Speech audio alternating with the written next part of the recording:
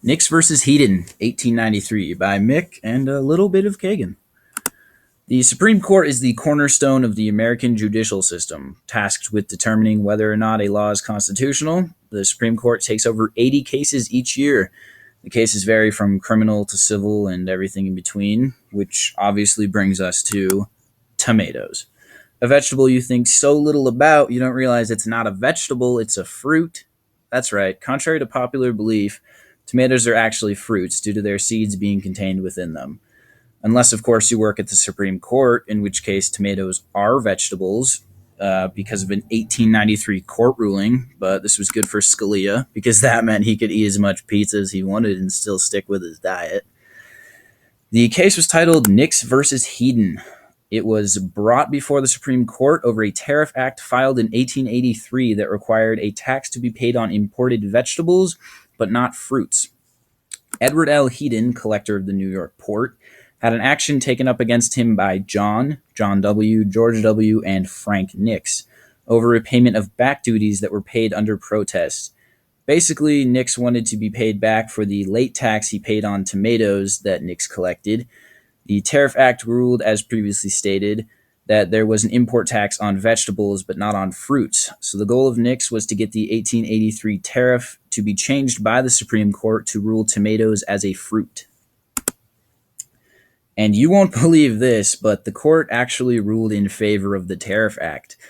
That's right, 9 United States justices, well-educated people in a lot of fields of knowledge, went against scientists who are paid to classify things, and the Supreme Court classified tomatoes as vegetables. Think about that. The proposal had to go to the Supreme Court. The justices all had to say, let's take up this case. Then they all sat down and debated about tomatoes. Then they had to reach a majority decision, so over 50% of the 9 justices voted in favor of tomatoes being vegetables. That blows my mind. They came to the decision, by the way, when the plaintiff's counsel looked up the definition of vegetable in 3 different dictionaries and found the definitions to be cabbage, cauliflower, turnips, potatoes, peas, beans, and the like. In the end, tomatoes were covered by the words "and the like," which is incredibly vague. That's like saying Nazi Germany will be remembered in history for its prosperous industries hosting the Olympics, its economic recovery, and the like. Now, you might think it's not that big a deal that tomatoes are labeled a vegetable by the Supreme Court.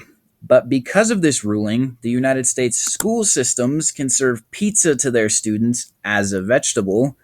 As a part of the new nutrition standards proposed by the United States Department of Agriculture, if a pizza has half a cup of tomato paste, it is considered as a vegetable serving in schools. Although this seems nice, it's been extremely harmful to the youth of the nation. Serving pizza at schools has led to higher obesity rates in American youth. Pizza in schools obviously isn't the only cause of obesity in children, but according to the American Heart Association, the obesity rates of children ranging from 2 to 19 years old, 17.5% of white males are obese, 14.7% of white females are obese, 22.6% of black males are obese, 24.8% of black females are obese. For Mexican Americans, it's 28.9% and 18.6% are obese.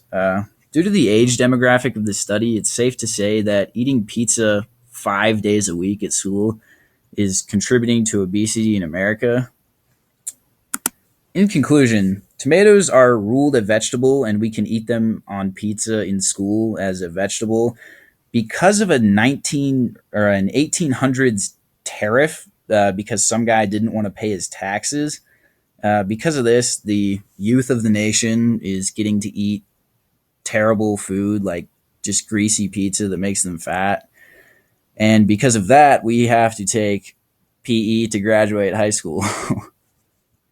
So in conclusion, Kagan and I do not support the Supreme Court's ruling on the Nix versus Heaton case because tomatoes are scientifically a fruit, and The Supreme Court got that wrong, and it no longer applies to today's society, so we obviously need to change this.